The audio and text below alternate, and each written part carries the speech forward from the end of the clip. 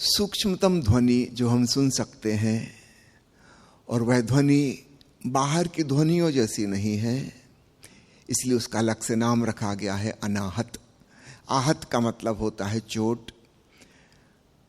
एक तबलची तबला बजाता है, उसकी अंगुलियां तबले से टकराती हैं, ध्वनि पैदा होती है, वह आहत नाद है। एक सितार वादक सितार के तारों को छेड़ता है, अंगुली और तार की टक्कर से जो आवाज पैदा होती है वह आहत ध्वनि है। इसके ठीक विपरीत ईश्वर के स्वर को अनाहत नाद कहा गया है। वह बिना चोट की ध्वनि है, इसलिए वह साधारण ध्वनि जैसी नहीं, एक अलौकिक और दिव्य ध्वनि है। वह हमारी चेतना में गूंज रहे संगीत का नाम है। कोई उसे पैदा नहीं हो रहा, कभी वह पैदा नहीं हुई और कभी वह समाप्त नहीं होगी। तो बाहर के संसार में हम जिन आवाज को जानते हैं, निश्चित रूप से वे किसी एक स्रोत से उत्पन्न होती हैं और थोड़ी देर में समाप्त हो जाती हैं। मैं बोल रहा हूं, क्षण दो क्षण में मेरी आवाज खत्म हो जाएगी। परमात्मा का स्वर उसे कहा गया है जो न कभी शुरू हुआ और न कभी खत्म होगा, शाश्वत और सनातन है। चूंकि वह चेतना का स्वर है, उसे सुनने के लिए हमारा अत्यंत चैतन्य होना, जागरूक होना अनिवार्य है। उसके बिना वह सुनाई नहीं देगी। अगर हमारे मन में विचारों का कोलाहल चल रहा है, भावनाओं का ऊहापोह चल रहा है, उस शोरगुल में परमात्मा का संगीत नहीं सुनाई देगा। तो इसके लिए चित्त का शांत हो जाना अनिवार्य है।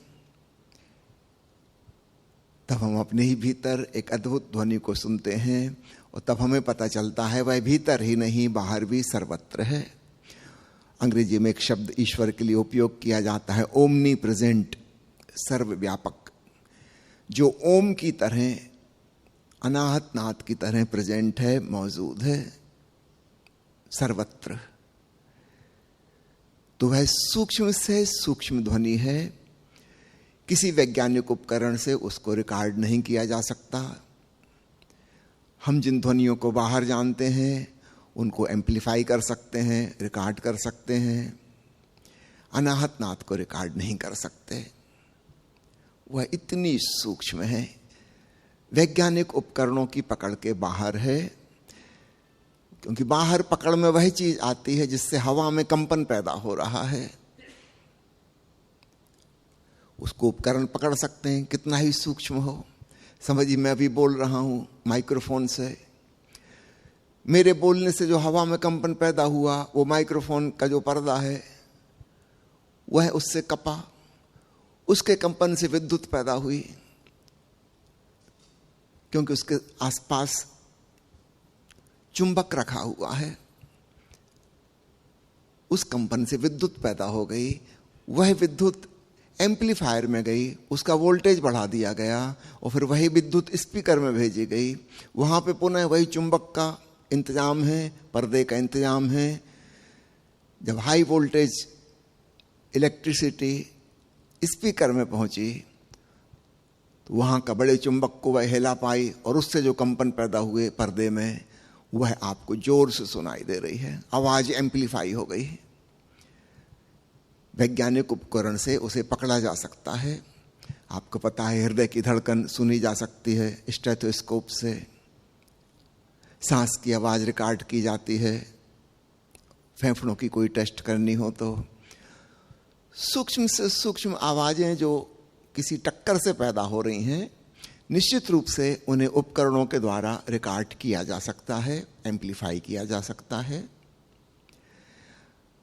अनहद नाद चूंकि वैसी ध्वनि नहीं है, इसमें वैसे कंपन नहीं हो रहे हैं, फिजिकल वर्ल्ड में कोई चेंज नहीं हो रहा है, इसलिए इसको रिकॉर्ड नहीं किया जा सकता। केवल साधक स्वयं ही शांत होकर, सजग होकर सुन सकता है। यह आवाज रात के सन्नाटे जैसी, शाम से झिंगुर बोलना शुरू हो जाते हैं, कुछ कुछ वैसी। या ऐसा लगता है कि दूर कहीं सैकड़ों पंछी चहचहा रहे हैं बहुत दूर, या कहीं झरना गिर रहा है और अत्यंत धीमी आवाज हम तक पहुंच रही है। ये कुछ उपमाएं हैं कि मंदिर के अंदर किसी ने घंटा बजा दिया, गुंबद के भीतर आवाज गूंज रही है, तो घंटे की मुख्य आवाज तो समाप्त हो गई, लेकिन हल्की सी गूंज अभी बाकी है। कुछ कुछ वैसी भीतर की वह ध्वनि है। थोड़ी सी बातें भीतर की रोशनी के बारे में। स्रोत रहित, संत कबीर साहब, संत गोरखनाथ कहते हैं, बिन चंदा उजियार। जैसे रात्रि के आकाश में चांद ना हो और फिर भी चांदनी हो हल्की सी, बहुत हल्की, चांदनी से भी ज्यादा अच्छा कहना होगा तारों की रोशनी जैसी। तारे नहीं दिख रहे हैं मगर एक हल्की सी धूमिल धूमिल रोशनी है। उसका कोई स्रोत नहीं है, इसलिए संतों ने उसको कहा है बिन बाती बिन तेल। ना कोई दिया है, ना तेल है, ना बाती है। वह हमारे चैतन्य की ही एक क्वालिटी है, हमारी अंतरात्मा का एक गुण है। यह रोशनी भी कहीं से पैदा नहीं हो रही, कहीं जा नहीं रही। बाहर के जगत में हम जो भी रोशनी देखते हैं वह या तो प्रकाश के स्रोत से आ रही है अथवा किसी वस्तु से परावर्तित होकर आ रही है। जब हम सूरज को देखते हैं तो वह प्रकाश का स्रोत है। जब हम चांद को देखते हैं तो वह परावर्तित रोशनी है। वही सूरज की धूप चांद से टकरा के लौटकर हम तक आई। हमें अभी जो भी दिखाई दे रहा है, हम एक दूसरे को देख पा रहे हैं क्योंकि विद्युत बल्ब की रोशनी हमसे टकरा के दूसरे की आंखों तक पहुंच रही है। तो निश्चित रूप से रोशनी चल रही है। माना कि उसकी गति बड़ी तेज है, लगभग 3 लाख किलोमीटर प्रति सेकंड। सूरज से पृथ्वी तक रोशनी आने में 9 साढ़े 9 मिनट लग जाते हैं। आप सोचिए कितना दूर है सूरज। 1 सेकंड में 3 लाख किलोमीटर। 9-10 मिनट में हम तक रोशनी पहुंच पाती है। और जो दूर दूर के हम तारे देख रहे हैं उसमें कोई हमसे लाख प्रकाश वर्ष दूर है, कोई करोड़ प्रकाश वर्ष दूर है। अर्थात वहां से यहां तक प्रकाश पहुंचने में करोड़ वर्ष लगे।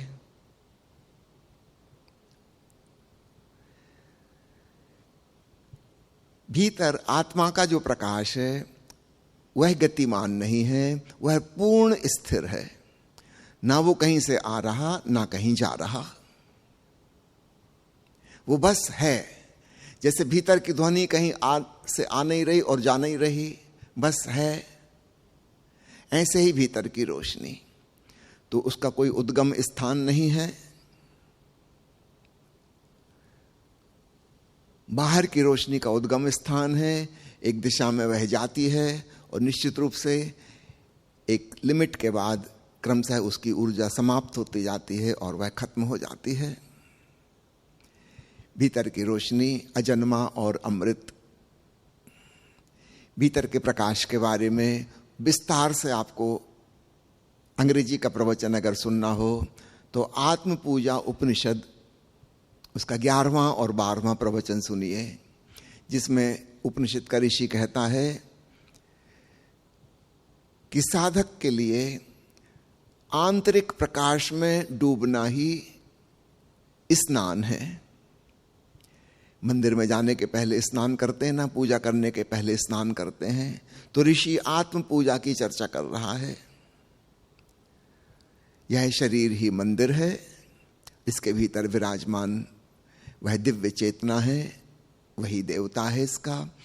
और वहां जाने के लिए कौन सा स्नान, शरीर का स्नान काम नहीं आएगा। प्रकाश में डुबकी, आंतरिक प्रकाश में डुबकी। मंदिर में भी हम दिया जलाते हैं, रोशनी करते हैं, वो प्रतीकात्मक है कि कुछ भीतर भी है, बिना दिए का जल रहा है। अग्नि की पूजा बड़े आदिकाल से शुरू हो गई। एक धर्म है पारसी धर्म, जिनको अग्नि पूजक कहा जाता है। वे अग्नि तो पूज रहे हैं, लेकिन उनके सदगुरु झरतुस्त्र ने जिस तरफ इशारा किया था उस बात से वे चूक ही गए। ऊपर का क्रियाकांड तो कर रहे हैं, लेकिन असली बात नहीं। भीतर जाके वहां जो रोशनी है उसको जानना था, वो असली पूजा थी।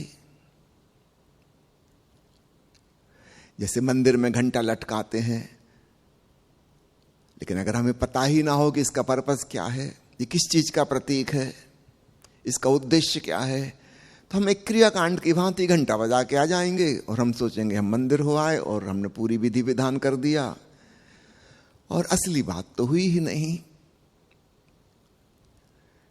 धर्म कविता की तरह है, काव्यात्मक उपमा। बड़े सूक्ष्म भाव से पकड़ोगे तो बात पकड़ में आ जाएगी, नहीं तो ऊपर ऊपर की स्थूल चीज, उससे कोई मतलब ही नहीं था। असली बात कुछ और थी। हम वो स्थूल चीज पकड़ कर लौट आएंगे और सोचेंगे हमने कुछ धार्मिक क्रिया कर दी। तो मंदिर में जो दीपक जलता है वह भी प्रतीकात्मक है, जो घंटा बजता है वह भी प्रतीकात्मक है। प्रतीक को समझें। यह घटना हमें अपने भीतर महसूस करनी है। तो आंतरिक श्रवण और आंतरिक दर्शन। चीन के संत लाओ त्सु ने अपनी किताब ताओ ते किंग में प्रकाश का जो वर्णन किया है वो इस प्रकार है कि वह महाप्रकाश धुंधलके की तरह दिखाई देता है, कोहरे की तरह, धुंध की तरह। कोहरे को अंग्रेजी में मिस्ट कहते हैं।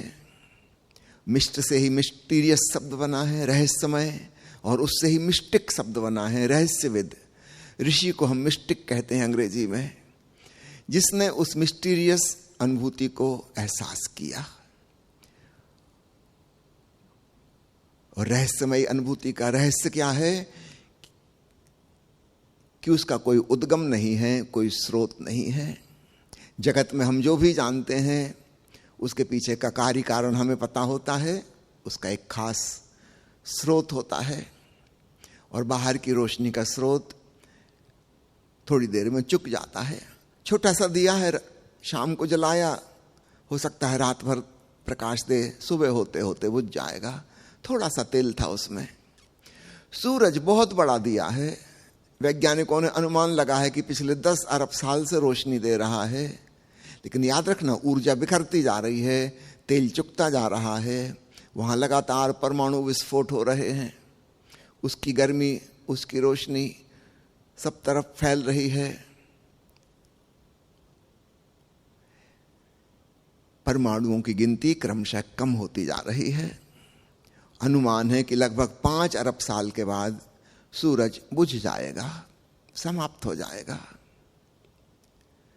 तो माना कि बहुत बड़ा दिया है, वो 15 अरब साल उसकी उम्र है, लेकिन फिर भी एक सीमा है, एक लिमिट है।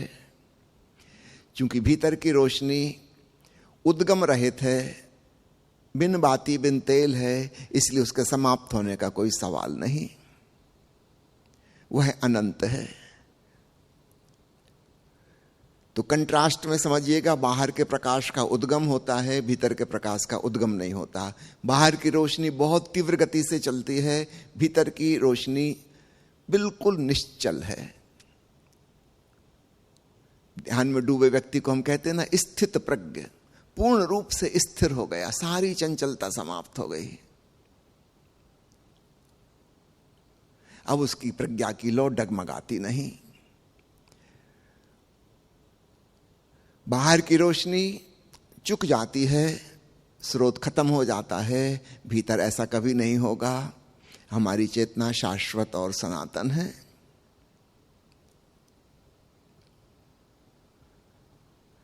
बाहर की रोशनी में ऊष्मा होती है। सूरज हमें केवल प्रकाश ही नहीं देता, गर्मी भी देता है। भीतर की रोशनी शीतल है, इसलिए प्रायः उसकी तुलना चांदनी से की जाती है, क्योंकि चांदी में ठंडक है, शीतलता है। ये सब उपमाएं हैं, और कोहरे वाली उपमा बहुत ही श्रेष्ठ है, सच्चाई के निकटतम, चांदनी से भी ज्यादा अच्छी लाओ त्सु की उपमा है कि वह महाप्रकाश कोहरे जैसा दिखाई देता है, धुंधला धुंधला, सब रहस्यमय, दिखता भी है और नहीं भी दिखता। भारत में भक्तों ने कहा है, दर्शन दो घनश्याम नाथ मोरी अखियां प्यासी रे। हम प्यासे हैं, तरस रहे हैं, घनश्याम को पुकारा है। घन यानी बादल और श्याम यानी काले, सांवले। भगवान कृष्ण का नाम श्याम कृष्ण, इसका अर्थ ही होता है सांवला, काला। भीतर की जो रोशनी है वह श्याम वर्ण की है। श्याम वर्ण का अर्थ होता है रात्रि के आकाश जैसा रंग। काला, दूधिया सफेद और गहरा नीला या बैगनी, इनका मिश्रण। और इसलिए भारतवर्ष में हमने अपने देवी देवताओं को श्याम वर्ण का कहा है। यद्यपि हम कहते हैं परमात्मा सत्यम शिवम सुंदरम है, जब हमने परम सौंदर्य की धारणा परमात्मा के संग जोड़ी है, किंतु गोरा रंग नहीं दिया। यद्यपि सामान्यतः हमारे मन में गोरा रंग सुंदर रंग है, लेकिन परमात्मा के साथ हमने वह साधारण धारणा को नहीं जोड़ा, सच्चाई प्रकट करने की कोशिश की। श्याम वर्ण, भगवान कृष्ण भी काले हैं, भगवान राम भी काले हैं, भगवान शिव भी काले नीले, मां काली, उनका तो नाम ही काली है। कृष्ण का मतलब भी काला ही होता है। शायद आपने इस पर विचार ना किया हो, ऐसा क्यों? परम सौंदर्य में गहराई होती है। श्वेत वर्ण बहुत उथला उथला होता है, गहराई नहीं होती। जैसे उथली नदी सफेद रंग की, झाग बन रहा है, चट्टानों से टकरा रहा है, पानी उछल रहा है। जब नदी गहरी हो जाती है, पहाड़ से नीचे उतर आती है, उस गहराई के साथ साथ उसमें डार्क कलर आ जाता है।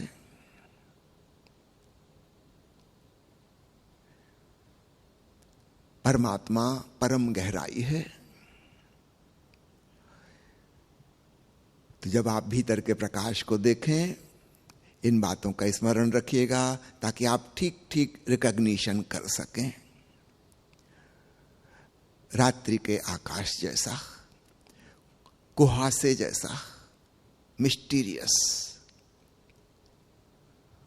भगवान श्याम और राम, काली और शिव, इनके रंग का ख्याल कीजिएगा। उस रंग जैसा, हाँ, उसमें कोई रूप नहीं है, कोई आकृति नहीं है, कोई नाक नक्श नहीं है। इसलिए आकाश की उपमा सर्वोपरि, सर्वश्रेष्ठ। ऐसा आकाश जिसमें बादल भी नहीं है, चांद भी नहीं है, तारे भी नहीं है। समझो अक्टूबर नवंबर की अमावस की रात, कुछ कुछ वैसा रंग है भीतर, और उसमें डूबकर परम शांति, परम आनंद की प्रतीति होती है। बाहर के प्रकाश में और आवाज में भी उत्तेजना है। आप मुझे सुन रहे हैं, आखिर कितनी देर सुन सकते हैं? चाहे सुनने में अच्छा ही लग रहा हो, फिर भी एक सीमा है, थक जाएंगे, क्योंकि मेरी वाणी भी उत्तेजना पैदा कर रही है। आप किसी अच्छे संगीतकार को सुन रहे हैं, उसकी भी एक लिमिट है, कब तक अच्छा लगेगा। थोड़ी देर बाद थक जाएंगे, क्योंकि आपकी एनर्जी लगातार खर्च हो रही है सुनने में, देखने में। आप विश्राम करना चाहेंगे। भीतर की जो ध्वनि और रोशनी है वह अत्यंत विश्रामपूर्ण है, उसमें कोई उत्तेजना, कोई एक्साइटमेंट नहीं है, और इसलिए उसमें डूबकर शांति की प्रतीति होती है। इन दो विरोधी शब्दों को याद रखना, एक है उत्तेजना और दूसरी है शांत चेतना। तो बाहर के जगत का कोई भी अनुभव हो, चाहे आंख का, कान का, स्वाद का, गंध का, स्पर्श का, कुछ भी, वो बस थोड़ी ही देर प्रीतिकर लगता है, उसके बाद वही कष्टकारी हो जाता है। हम थक जाते हैं। भीतर के अनुभव अत्यंत मृदुल, बहुत सॉफ्ट और कोमल हैं, उनमें कोई उत्तेजना नहीं है, बल्कि वहां पर शांत चेतना है।